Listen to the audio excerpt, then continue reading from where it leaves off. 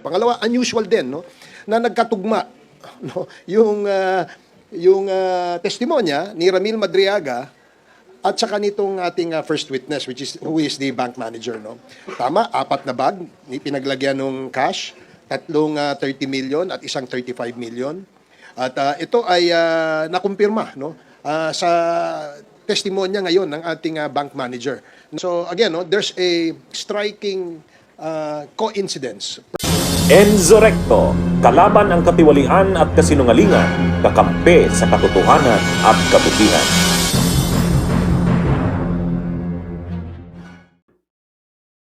He mentioned that they will also provide a red Mazda sedan, which will be used to deliver the money to the office of the Ombudsman. At around past 3 or 4 p.m., 2 government vehicles with red plates entered the DepEd compound, and then Colonel Nolasco told me, ayan na, ayan na. Colonel Achica appeared with a lady who I later learned to be Special Disbursement Officer Gina Acosta.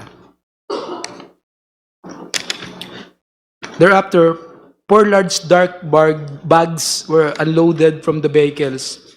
3 large dark bags and 1 lighter colored and relatively smaller bag. Okay. Now, pagkatapos pong i-release itong pera in packs, in 125 packs, ano na po ang susunod na mangyayari? Bali, nilalagay na po nila yon sa dala po nilang bags. Okay. Ngayon, meron po kayong binanggit na bag. Madam Witness, anong klaseng bag ang pinaglagyan ng pera kung maalala po ninyo? Sa pagkaalala ko po, isang mahabang malaking bag po siya. Para pong gym bag. Okay. Madam Witness, ilang bag po ang dala po ni Miss Gina Acosta at ni Mr. Ortonio? Sa pagkaalala ko po, mga 3 to 4 bags po yun. Okay. Sa pagkaalala ko po, mga 3 to 4 bags po yun.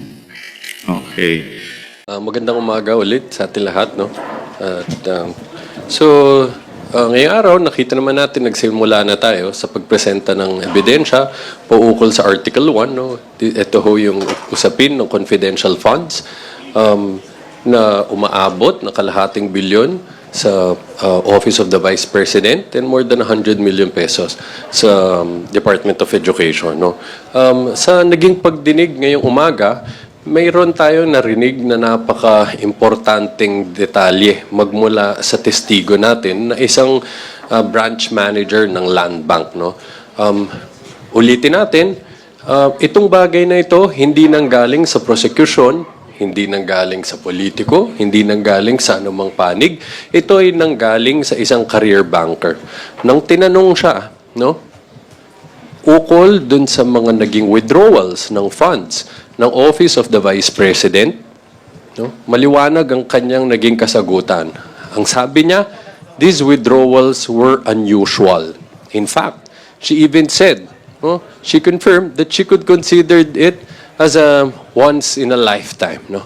Dahil nga sa halos 3 dekada na pagtatrabaho niya, no, dito sa Land Bank, sinabi niya first time ito na nakakita siya ng cash withdrawal amounting to 125 million pesos, no? At sinabi din niya hindi lang unusual yung fact na ganito kalaking amount, pati yung fact na ito ay withdraw at hindi dineposit ang cheque sa isang account, no? At hindi lang ito isang beses nangyari, no? 4 beses na nangyari ito, no? Doon sa quarterly withdrawals. So, simula pa lang ho ito, no? At patuloy ho natin, no, pakinggan at subaybayan ang magiging testimonya pa ng mga susunod na testigong iupo natin paukol sa napaka-importanteng bagay na ito. Salamat. All right, we're ready to accept your questions. Gab, start the ball rolling. Sir, first question lang po. Kasi may nabanggit po kanina si Bank Manager Constantino na nilagay daw po sa 4 na duffel bag yung mga pera na withdraw, yung 125 million. Curiously, sir, nung hearing sa House Committee on Justice, si Ramil Madriaga, sinabi niya rin na 4 na duffel bag yung pinaglagyan ng pera at nakadivide daw na tatlong 30 million at isang 35 para 125.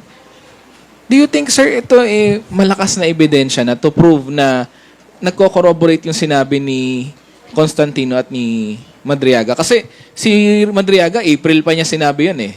Ito, ngayon niya lang sinabi, so nagtugma. Well, una-una, sana maintindihan mo, no, kailangan natin mag-ingat doon sa mga kasagutan natin na pwedeng it could touch on the merits of the case. No? Since hindi pa naupo na testigo si Madriaga sa pagdinig na to, we will refrain making comments at this time. For now, let's focus on the testimony of the land bank manager, which we just heard this morning, no, na naging maliwanag ang sagot niya. Nakita niya ng personal itong mga cash withdrawals na to at nung tinanong siya, sinabi niya linagay ito doon sa mga 4 bags which she described earlier. Dagdagan ko lang yung sagot ni Attorney Jay, no? Wala naman akong subjudice, kaya pwede kong masagot yan. Alam mo, gaya ng sinabi ng ating first witness na yung kanyang nakitang encashment, no, in the amount of 125 million is unusual, no, sa loob ng kanyang 3 dekadang karir o karera sa loob ng land bank. Unusual ito because normally ang mga encashment sa kanila ay hindi naman umaabot ng ganito kalaki, no. Na isa yan na dapat ma-emphasize natin. Pangalawa, unusual din, no, na nagkatugma, no, yung testimonya ni Ramil Madriaga at saka nitong ating first witness who is the bank manager, no. Tama, 4 na bag ni pinaglagyan ng cash, 3 30 million at isang 35 million. At ito ay nakumpirma, no, sa testimonya ngayon ng ating bank manager na gaya nga ng nabanggit ninyo, nung April pa, sinabi na ito ni Ramil Madriaga. So again, no, there's a striking coincidence, perhaps, we may call it, na merong ganitong klaseng information na naibahagi ang ating bank manager sa ngayon at ang naibahagi din ni Ramil Madriaga nung panahon ng April, nung siya'y humarap sa Kongreso. Bunyog, halikan na kasama ka. Bunyog, kapag buklod ay may pag-asa. Luzon, Visayas, Mindanao, isa ang pananaw. Sa bagong Pilipinas ang bunyog isisigaw. Bunyog.